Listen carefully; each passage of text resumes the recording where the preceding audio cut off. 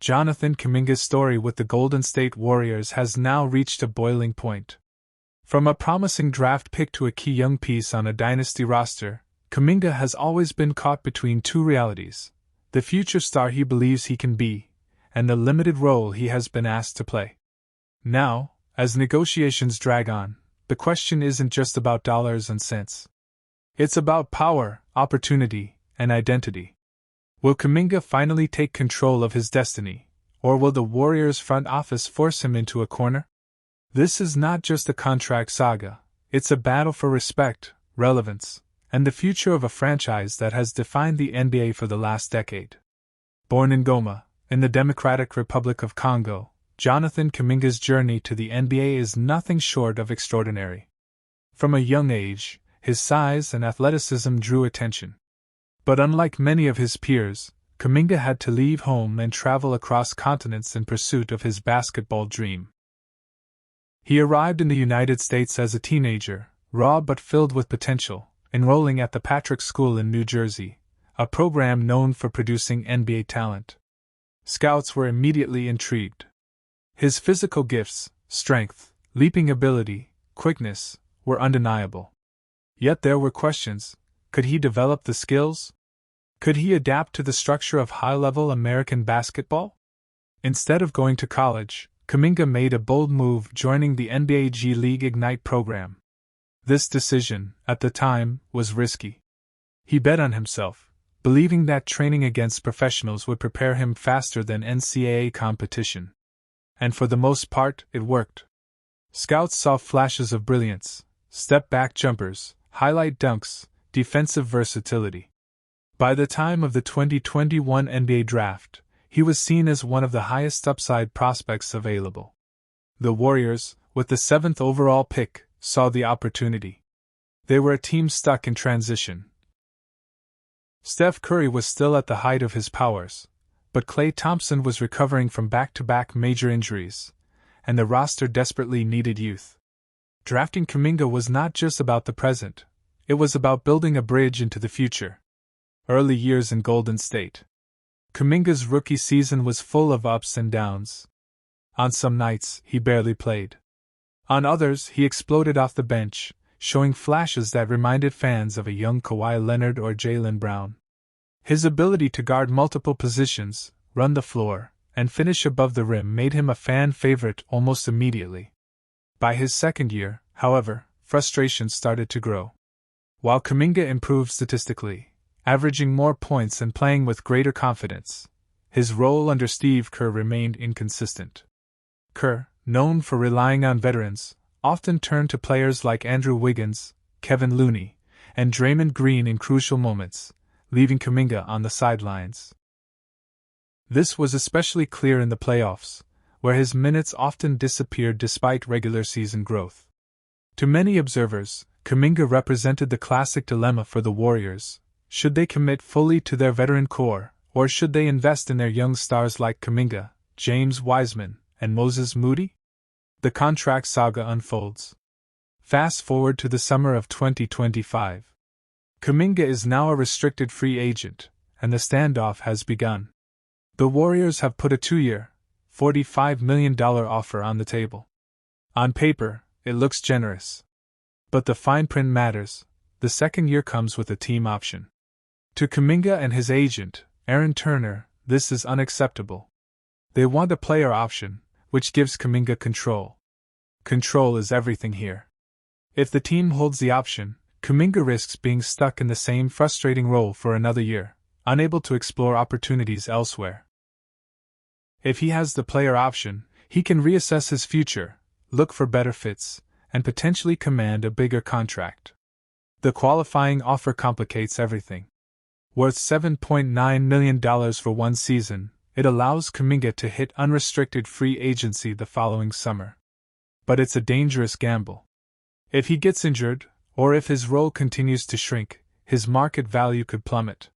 Still, the Warriors fear this option more than Kuminga does. If he signs it, they lose trade flexibility and risk watching him leave for nothing in 2026. This tug-of-war over options and leverage is not just financial. It reflects the deeper mistrust between the two sides. Kuminga feels undervalued. The Warriors fear overcommitting to a player they haven't fully trusted. The Jimmy Butler factor. This offseason, the Warriors made another bold move, trading for Jimmy Butler.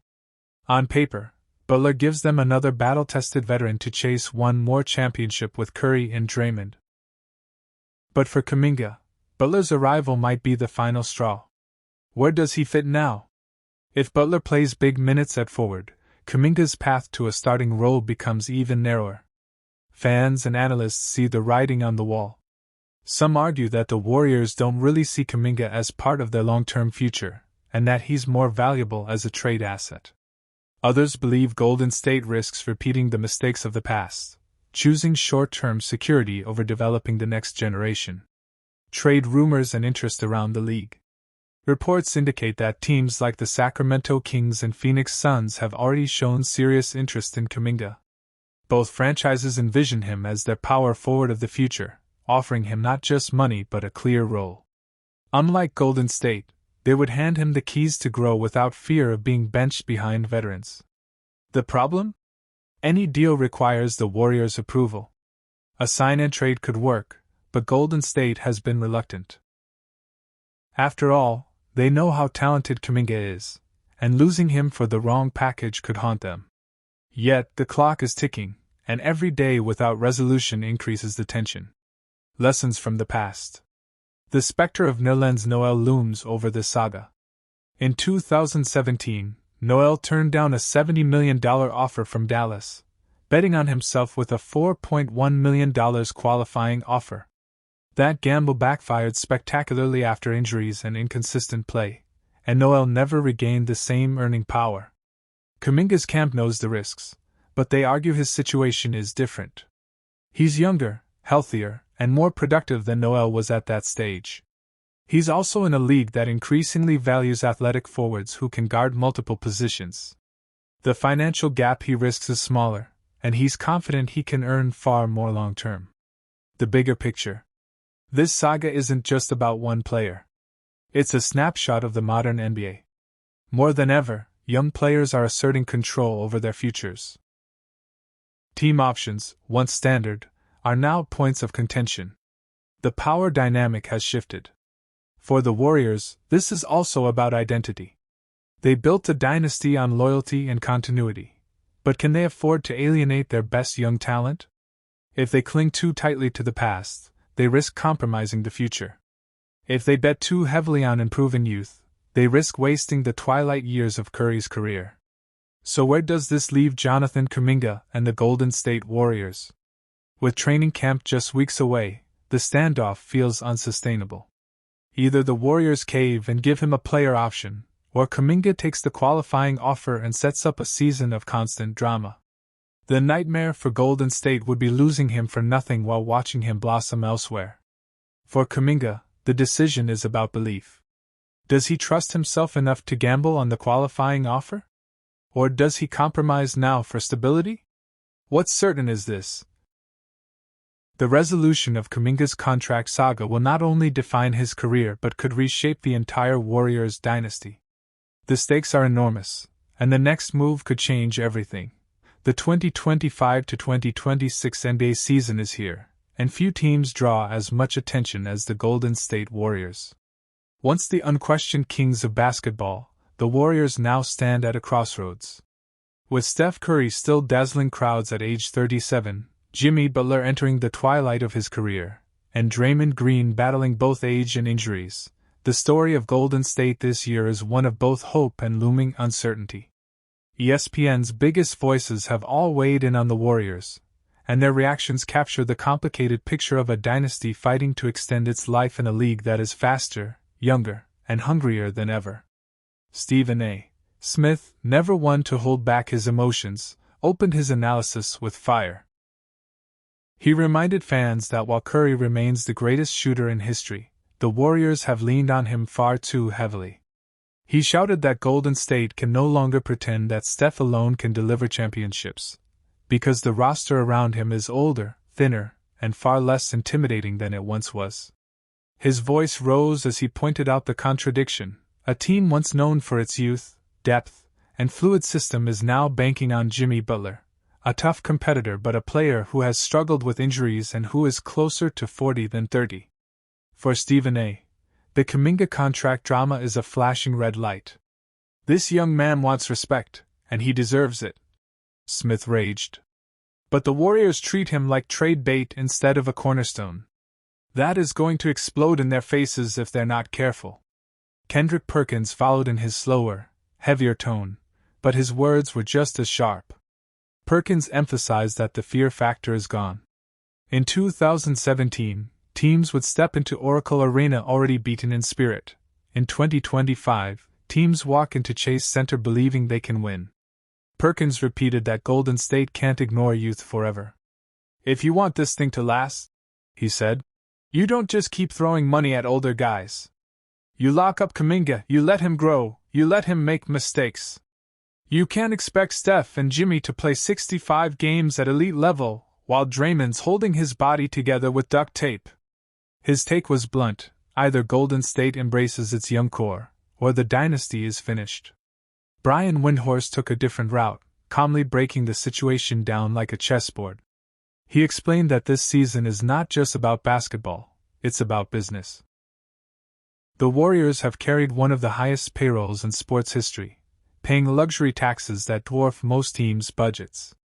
Ownership has supported it so far because banners were going up, but now, with championships no longer guaranteed, that spending has come into question. Windhorst warned that the addition of Jimmy Butler is a sign the front office chose the present over the future, betting on Curry's final years instead of investing in Kuminga and the other young players. He noted that such decisions create tension: young talent feels expendable, and veterans feel pressure to deliver quickly. Windhorst framed the situation as a timeline collision, one that could define the franchise for the next decade. Richard Jefferson, in his usual playful but sharp style, compared the Warriors to the 2015 Spurs.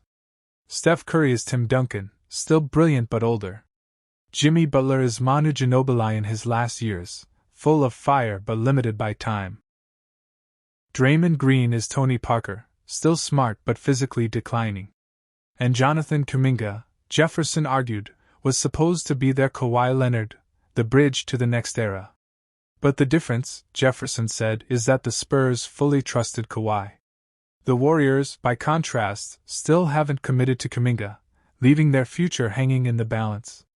Jefferson's point was simple: without a clear bridge from Steph's era to what comes next, Golden State risks collapsing the moment Curry steps away. The debate between these analysts turned into a spirited back-and-forth about strengths and weaknesses. Everyone agreed that Curry is still elite, still capable of changing a game with one shot, still the most feared shooter alive. Jimmy Butler, when healthy, gives them toughness and a competitive edge. Steve Kerr's system of ball movement and spacing is still among the league's smartest. But the weaknesses were just as glaring: age, health, and inconsistency on defense. Younger teams like Oklahoma City, Minnesota, and even Houston no longer look at Golden State with fear. Instead, they see opportunity. As the conversation unfolded, predictions began to surface. Stephen A. insisted that while the Warriors would make the playoffs, they were not the favorites in the West. Perkins went further, warning that without solving the Kuminga situation, Golden State could be staring at a first-round exit. Windhorst added a note of intrigue, suggesting that the trade deadline would be critical. If Kuminga remained unhappy, the Warriors might flip him for another veteran to maximize Curry's window. Jefferson, always the realist, said the team's fate depends entirely on Curry's health. If he misses significant time, their season is over. If he stays healthy, they remain dangerous but no longer dominant. The longer the discussion went on, the clearer the themes became. The Warriors are not just another basketball team, they are a dynasty grappling with mortality. Their biggest stars are aging, their payroll is bloated, and their young players feel undervalued. Yet at the same time, their culture, their system, and above all, their superstar Steph Curry, keep them relevant in a league that has already moved on to younger faces. The pundits circled back to the central tension. Golden State has to decide whether to fight for one last championship with its aging core, or to finally embrace a transition that has been delayed for years. In closing, the ESPN panel agreed on one thing: the Warriors will be one of the most fascinating stories of the 2025-26 NBA season. They may rise again, powered by Curry's brilliance and Butler's toughness, or they may fall, undone by age, contracts, and the unforgiving pace of time. Either way, the cameras will be fixed on them, because even in decline, the Golden State Warriors remain a team that commands attention. The cameras flashed as Steph Curry stepped to the podium, smiling in that familiar way that has calmed Warriors fans for more than a decade. But behind the grin, everyone could sense the weight of the moment. At 37 years old, Curry knows this season could be his last real shot at adding another championship banner to Chase Center. When reporters asked how he felt going into the 2025-2026 campaign, Steph's voice carried both confidence and urgency. He spoke about discipline, about staying in the best shape possible, about embracing the challenge of proving that Golden State still belongs in the title conversation. "I hear people saying we're done, that we're too old, that the game has passed us by," he said, his tone rising slightly. "That's fine. I've heard it before. Every time people count us out, we find a way to remind them who we are." Coach Steve Kerr, sitting just a few feet away, nodded slowly as Curry spoke.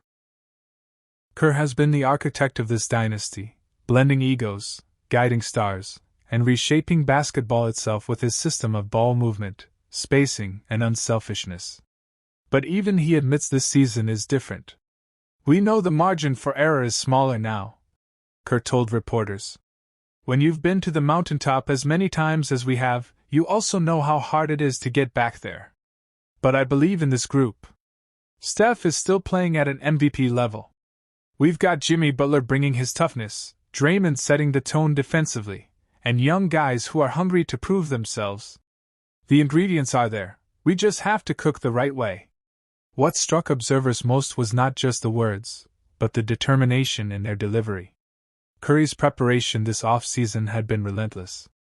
Teammates described his workouts as obsessive, noting that he had trimmed his body to maintain quickness and sharpened his stamina for another 80-game grind.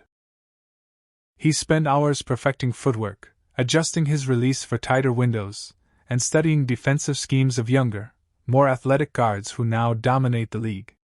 "Every year I try to find something new to sharpen," Curry explained. "The league gets better. If I stay the same, I fall behind.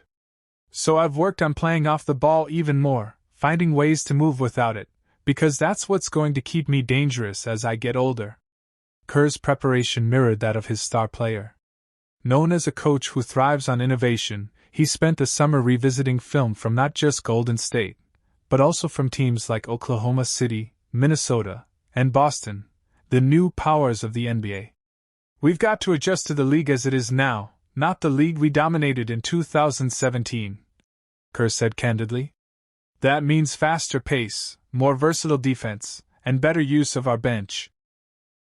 His staff designed schemes to balance Butler's grit with Curry's finesse, hoping to craft lineups that could withstand the physicality of younger rosters while still unleashing the Warriors' signature shooting. Still, both Curry and Kerr acknowledged the looming questions. Could Draymond Green stay healthy and avoid the suspensions that had haunted him in recent years? Could Jimmy Butler play enough games to be a real difference-maker in May and June? Would Jonathan Kuminga resolve his contract standoff, or would it become a distraction that tore at the locker room? "We know what people are saying," Curry admitted. "They doubt us. They say our time is up. But that's the fuel. I don't want to end my career wondering if we had one more run in us. I want to find out right now." Kerr, ever the realist but also the optimist, put it another way. "This team has heart. That's what people forget. Championships don't just belong to the youngest or the fastest. They belong to the teams that refuse to break. And we've been tested more than anyone. If there's one group that knows how to survive the marathon of an NBA season, it's us." As training camp approached, the bond between coach and player seemed stronger than ever. Curry, the superstar who has carried the franchise for over a decade, and Kerr, the coach who orchestrated 4 championships, stood united. Their voices, Their preparation and their determination framed the story of Golden State's season. One last charge at greatness, one final chance to extend a dynasty that has defined an era. Whether they succeed or fall short, their words made one thing clear: the fight is far from over. The NBA is no stranger to drama, but few stories have captured the imagination of fans like the ongoing saga surrounding Jonathan Kuminga and the Golden State Warriors. As the off-season stretches on, the Warriors find themselves at a crossroads, balancing their desire to retain one of the most promising young talents in the league with the opportunity to extract maximum value from a potential trade. Kuminga, a player whose athleticism and versatility have turned heads since his draft, remains a restricted free agent, and the intricacies of his contract negotiations have set the stage for a chess match that could redefine the trajectories of multiple franchises. Golden State has shown signs of dissuading potential suitors, reflecting a desire not only to retain him but also to control the timing and financial terms of any eventual deal. At the same time, the Sacramento Kings have emerged as the most serious suitor, maintaining hope that Kuminga could become the cornerstone of their franchise. While other teams like the Chicago Bulls, New Orleans Pelicans, and Phoenix Suns have expressed interest, their lack of financial flexibility or the requisite trade assets has kept them on the sidelines, leaving the Kings to lead what could become a defining negotiation for the Warriors' off-season strategy. Jonathan Kuminga's rise has been both meteoric and instructive, showcasing a blend of raw talent, athleticism, and potential that any NBA franchise would covet. From his early days as a highly touted high school prospect to being drafted by the Warriors, Kuminga has demonstrated flashes of brilliance that hint at a future star. His scoring versatility, defensive presence, and ability to adapt to multiple positions make him a unique asset. However, like many young players, consistency has been a challenge, and his value on the open market has fluctuated as a result. For Golden State, the calculus is complex. Trading Kuminga could yield immediate roster upgrades or draft assets, but retaining him secures a young, high-upside player for the long-term championship window. This tension underpins every negotiation and fuels speculation across media outlets and social platforms, highlighting the delicate balance between short-term success and long-term potential that defines modern NBA front office strategy. From the Warriors' perspective, controlling the narrative and maximizing value is paramount. Early off-season discussions with potential suitors, including sign-and-trade scenarios, revealed the complexities of matching salaries and navigating the base-year compensation rules. Names like Moses Moody and Buddy Hield surfaced as potential trade components, yet the Warriors' reluctance to part with key contributors underscores a strategy that prioritizes leverage. The team's overarching goal is to ensure that any trade, if it occurs, provides assets commensurate with Kuminga's talent and potential, whether that be a mix of young players, draft picks, or a combine.